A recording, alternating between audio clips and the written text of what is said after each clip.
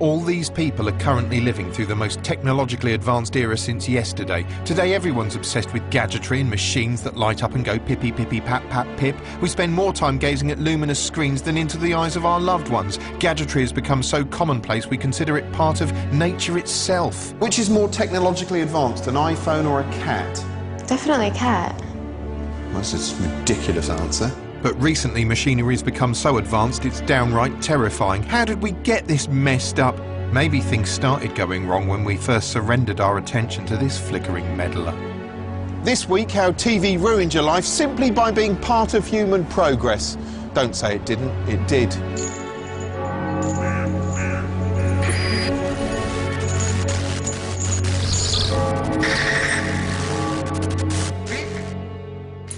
Progress. Where would we be without progress? Well, you wouldn't be sitting there watching this for one thing. No, you'd be standing outside in a smock, like a peasant. Yes, we'd all be outside, amusing ourselves by playing the duck bummer phone, like these gormless serfs. Not that we'd have time to engage in such lofty pursuits, oh no. Without, say, modern machinery, we'd be far too busy chopping wood or tilling the fields. Have you ever tried tilling a field? It's no fun. Mankind's hatred of chores like field tilling has led it to create all manner of devices to make life seem less pointless and disgusting. From the camel wheel to the wooden foot-operated bow thing to the portable smart-ass, they're all world-altering technologies. World. Once upon a time, television was a new technology itself, and of course, like all new technologies, it was inherently mistrusted. After all, the television was an unfamiliar intruder which squatted in the corner of the living room, demanding the entire family shut up and stare at it. If any of these people could have torn their eyes away, they'd have thought it was sinister. As you might expect, this dangerous new invention had a vested interest in making out technology was a beautiful thing, and it quickly set about showing us wondrous visions of the world of tomorrow. Optimistic programmes like Tomorrow's World gleefully coughed up new and bizarre visions of a glittering future full of automated dial-a-drink pubs, cuddly death machines, jet-powered hoverloos, chessboard skin transplants and sleek futuristic magi-cars which would let middle-aged men impress swinging hot-panted dolly birds with their accessibility and extreme comfort. And of course this future was peopled by plenty of clockwork slaves. Introducing Mabel, the robot housemaid. The common assumption was that we'd become a nation of robot-owning layabouts who delegated all our domestic tasks to some sort of motorised Jeeves. Even the ostensibly enjoyable stuff like taking Rover for a walk was farmed out to the bot. Looks like an episode of Britain's Strongest Dog. Some of the most popular early TV serials, such as the whizzy, forward-looking Tom Corbett Space Cadet, celebrated man's harnessing of technology. Scarcely a moment went by without audiences being startled by some entertainingly probing deep space expedition. General Smith, will you order one of your military space crews to investigate Uranus? He said Uranus. How does Uranus look, Husky? He said Uranus. Uranus is not uninhabited. He said Uranus. The computers show that these radio waves are coming from Uranus. Oh, they're going to keep saying Uranus, aren't they? Of course, the March of Progress was lent an extra frisson by the very real space race between Russia and the USA, and as we hobbled towards our giant leap, TV was keen to lob all manner of spacey imagery at the viewer. As Neil Armstrong and his buddies prepared to cram inside a big tin dick and blast off into history, Tomorrow's World showed us what the moon base of tomorrow would look like and how it would work. There'll be a daily shuttle service where 300 passengers at a time will reach Moon City after a 5-day journey from Earth. Liars. While Blue Peter turned into a protracted NASA press briefing with wide-eyed items detailing virtually every aspect of space travel. Well, possibly the first man on the moon will be an American, and it's nice to think that we've helped him on his way with our specially made British cooling suit. Whatever the space age heralded, it was clear mankind was going to have a great time of it. Space was going to be all ours. We'd own that shit like an empire. Then the night itself arrived, billions around the world huddled in front of their televisions, and then thrillingly, while a global audience of billions watched with bated breath, man set foot on the moon. But what is that? First man on the moon, eh? One small step for man. For a while, space exploration was groovier than ever, celebrated in shows like the fast-paced alien-busting thriller UFO, which showed we freaky, far-out humanoids conquering an endless wave of extraterrestrial vandals, hurtling toward the planet like annoying metal wasps. But away from the televised fiction, we kept returning to the moon in reality. And what did we discover? Well, we discovered that space exploration was a letdown.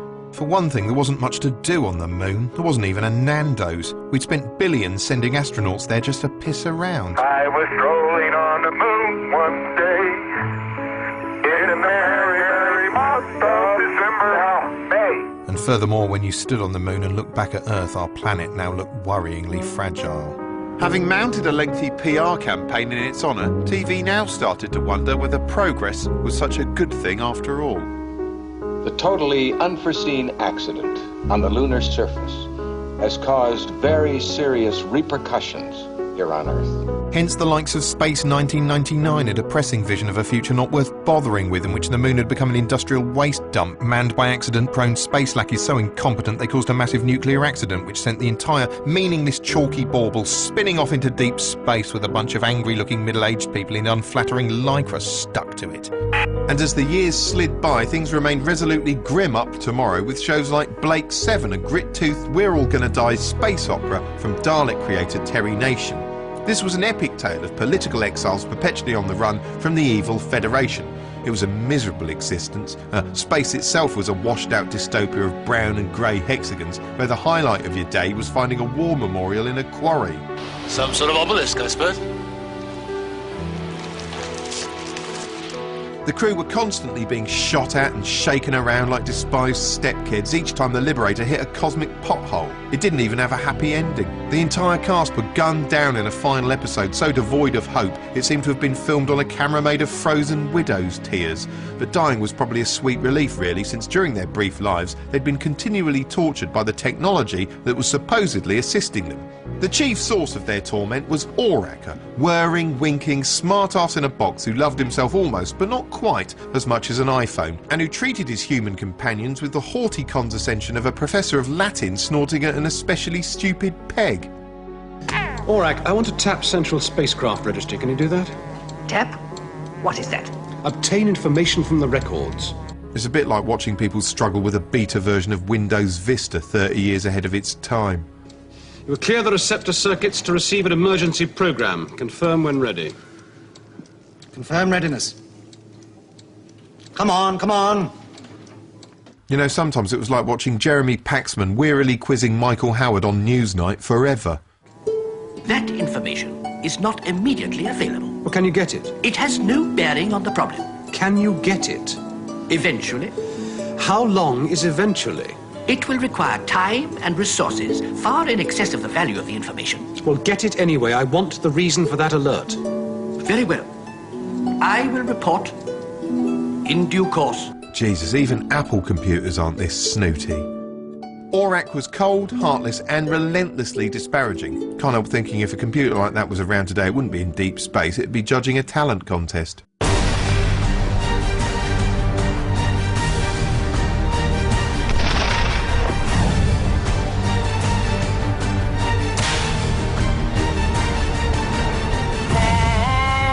Nothing you can say. SOG 900 performance analysis.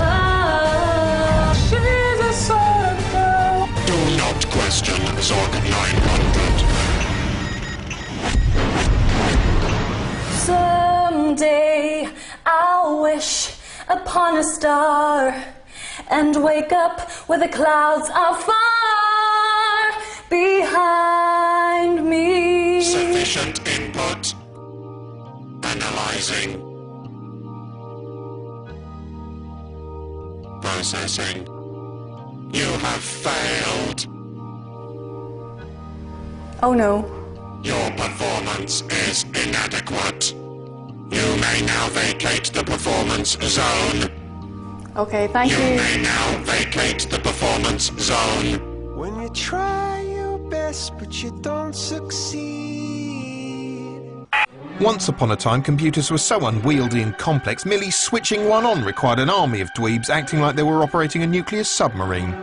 Okay, please, the keys are in. Right, keys in. Can you check this oil level, please, Harry? Oil okay. Right, can you check disk temperatures, please, Malcolm? OK, disk up to speed. Hello, alternator house. Disk oil and temperature okay. Is it okay your end? OK for standby. Switch on standby, Peter.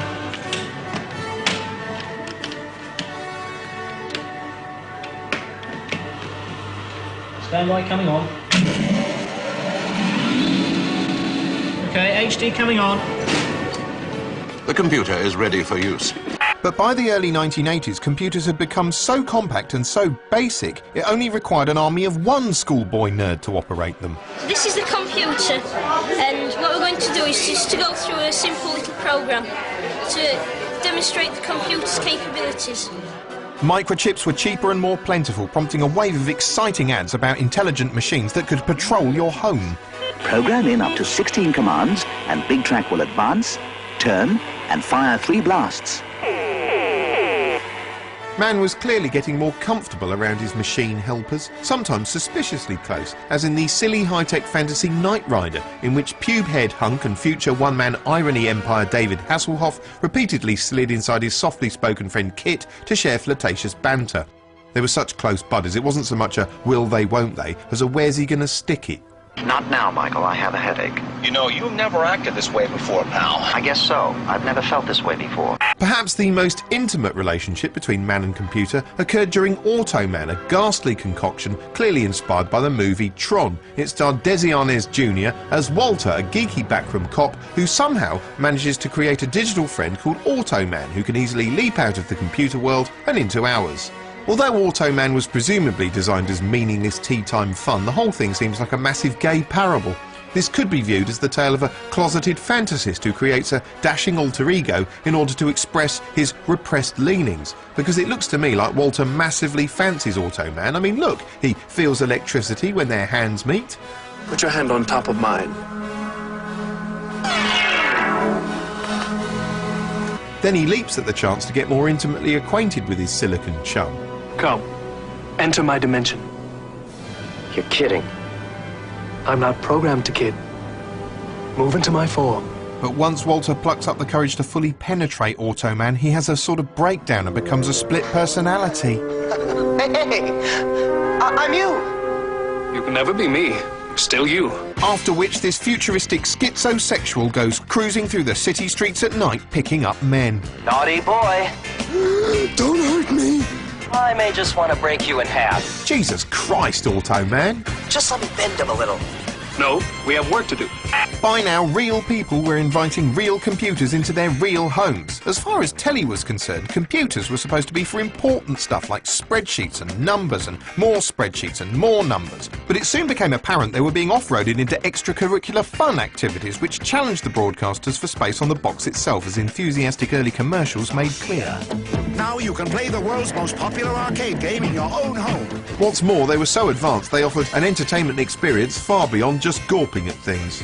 In television Tron, it's so involving, you'll feel as if you're actually in the movie. Really?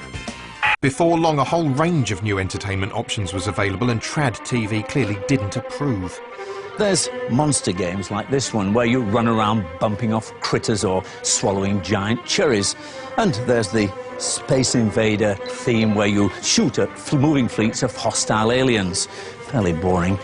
And then there's the more recent sports games. Well, sports games to me are perhaps the most appalling use of computers. Ever since, TV has routinely portrayed video games as an inherently unhealthy and otherworldly threat which glorifies violence and is probably bad for your noggin. Children in primary and secondary schools are being spirited away to an obsessive world of habitual fantasy violence. Perhaps the most in-depth, not to mention pre-flipping posturous exploration of the menace of computerised video games was Linda LaPlante's Killer Net, a searing 1998 Channel 4 drama exposing the horrendous truth about computerised entertainment. It concerned a floppy-haired student milquetoast called Scott who got obsessed with a bizarre stalking and murdering game, which wasn't technically feasible then, and still isn't now. To succeed in this frightening game, Scott had to carefully select a willing victim. She is Tracy. Painstakingly learn how to stalk her, and spy on her as she's undressing, all without leaving evidence. Shit. Footprint. Your score is too low to continue. Oh, As well as being difficult, the impossibly detailed game is also magically addictive, and before long, Scott becomes totally obsessed with plotting his cyber killing. And inevitably, because games are sick and wrong, he kills her with a hammer. Yeah, not exactly Sonic the Hedgehog, is it? You have killed your victim and gained access to Stage 3. At around the same time, an even bigger threat than video games was growing in popularity, the internet. This was something TV could scarcely get its mind or tongue around. We now have a World Wide Web page on the internet.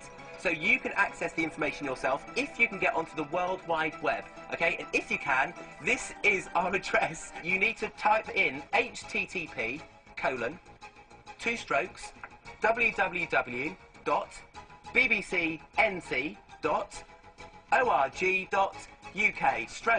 BBC TV children's Soon, even though some of us couldn't even use a mouse properly, we were coming to rely on computers too much for TV's liking. Experts are warning that it may already be too late to prevent millions of computer systems breaking down at the turn of the century. Frankly, there will be some people who will not survive the coming of the year 2000 simply because they failed to take action now. With the millennium looming, it was clear mankind hadn't heeded TV's warnings about the danger of machines, and now there was this inbuilt Achilles heel that was certain to kill us all. Cash points would take your arm off, planes would plop from the heavens like 500-ton sky turds, and nuclear power plants would microwave the continent.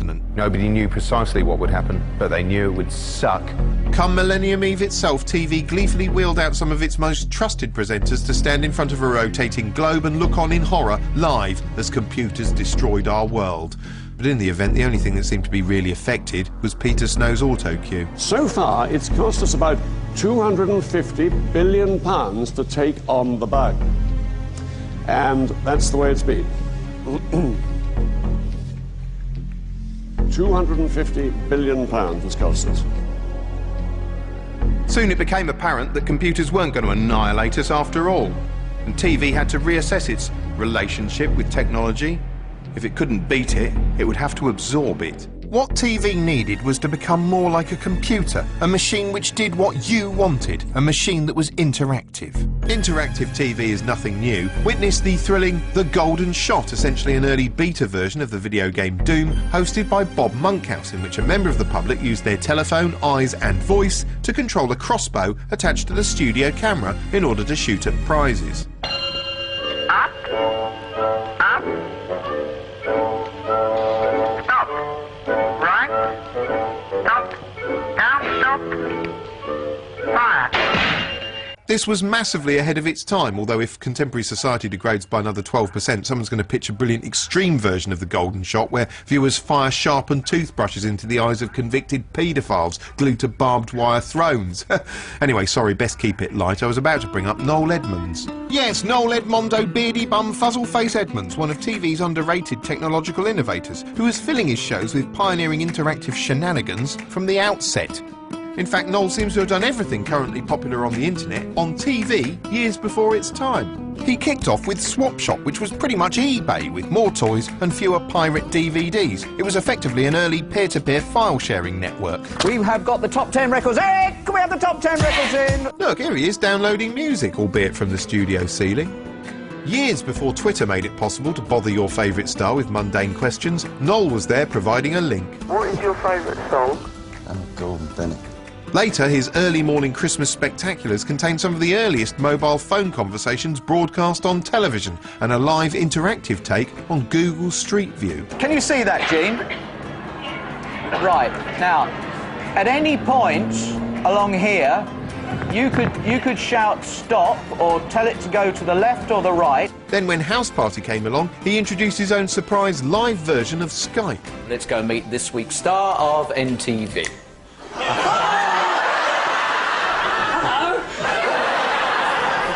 Hello, Andy. Hello, Noel. How are you? I'm all right, mate. I can't... No. But as soon as Noel was shunted off the Saturday night schedule, TV lost its technological mojo for a while. For instance, the surprise popularity of mobile phone texts led to an entire BBC Saturday night evening dedicated to the SMS messaging system, Joy of Text Live, a show which already looks so insanely dated it might as well have been presented by George VI. It basically consisted of an entire evening of text message non-fun. There was live text decoding, live audience texting, live studio guest texting, and live speed texting. So Lucy on her second word, and Rebecca is on her third word. Yeah, it's Saturday night! Woo! Meanwhile, a more popular use of mobile phone technology was surfacing on one of the other sides, a reality show in which you watched humans walking around inside a little house and used your phone to proclaim which of them you found least objectionable. This in turn begat an entire genre of viewer-piloted pay-as-you-vote popularity contests, which continues to this day. We were encouraged to become a hive-minded jury monster, deciding which contestants stay and go at the flick of a thumb and the toss of a few pence into the broadcaster's hat. It's an illusion of choice, basically. It's actually less interactive than the Golden Shot because there's a million different idiot hands steering the ship.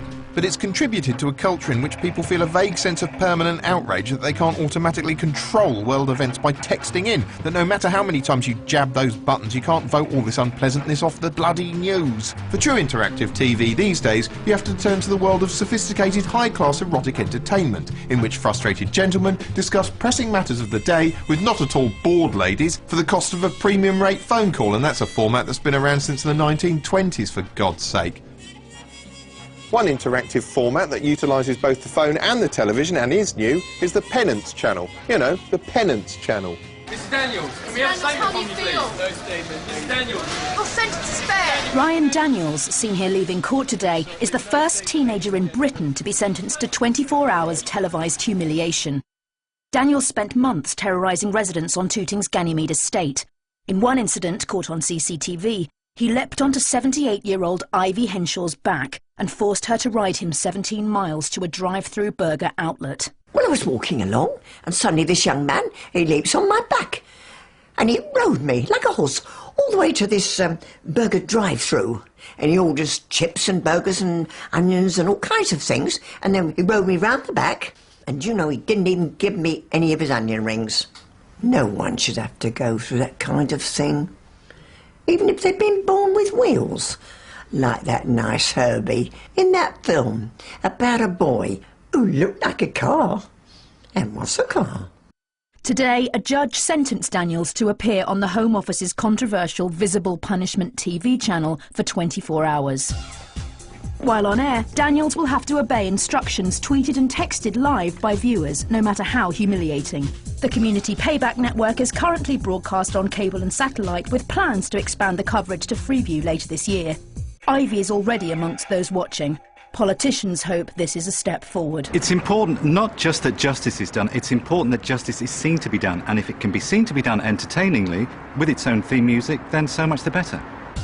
It's certainly proving popular with viewers. In his first 8 hours on air, Daniels had to begrudgingly carry out over 1,500 of their suggestions before being hospitalised for paint inhalation. Karenitis, South London. Today, TV doesn't just mimic the interactivity of computers, it also mimics the unreal visuals of video games. On TV, this techno-magic blurs the line between fact and fantasy. Insanely clever visual effects like these are now so commonplace, even commonplace scenes are no longer real, and you won't even notice. We're surrounded by everyday miracles. No wonder life as a whole is starting to feel like a technological dream. We just take everything for granted now. When you first encountered Wi-Fi, it was like magic. Now you'll moan like an oppressed dissident if you can't get a 20 meg download speed on your novelty teaspoon. Nothing seems real anymore. Look what's happening. I mean, just look at it. What's that? What the hell is this? And what in God's name is that? Little wonder we now just blithely assume anything's possible. Every day a new stunning breakthrough. Oh, right, yeah. What, holographic television? Oh, OK. What's that? Internet milk? Yeah, don't know what that is, but yeah, it figures. Consequently, when modern TV casually exaggerates what technology can achieve, the audience just swallows it. CSI is set in the present day, but demonstrates technology from space year 3000, yet no one thinks it's sci-fi. Yeah, it's a cell phone. Okay. We should work backwards. We should do the most recent phone calls first. Looking at this, it's no surprise you can show real people something as impossible as the Time Phone, a handset that lets you make calls through time, and they'll simply believe you. It allows you to call yourself in the past, so you can remind yourself about keys or just have a conversation with yourself. What do you think about that? I like that. I think that's pretty good, you know. So I can call myself back in time and have a conversation with myself. See, I like that. Technology is amazing and it's everywhere. It's impossible not to gawp at it. Having been conditioned to surrender our attention to the lone, glowing screen, suddenly we're surrounded by thousands of the shimmering. It's like invasion of the gleaming rectangles. Pop a screen in our eye line, and no matter what we're doing, we're hopelessly drawn to the light. Never mind apes, we must be descended from moths. All these screens fighting for our consideration has knackered our attention span. Who can spare the mind space to focus on something as static as a book anymore? Hardly bloody anyone. Just ask a book bloke. Today, no one's got time anymore to read an entire novel. And as a result, sales have collapsed. For instance, in the whole of Italy, in 2009, only 2 books were sold. And one of those comprised of nothing more than photographs of pineapples with moustaches. The way people read has changed, and that's why we've come up with BookDrum.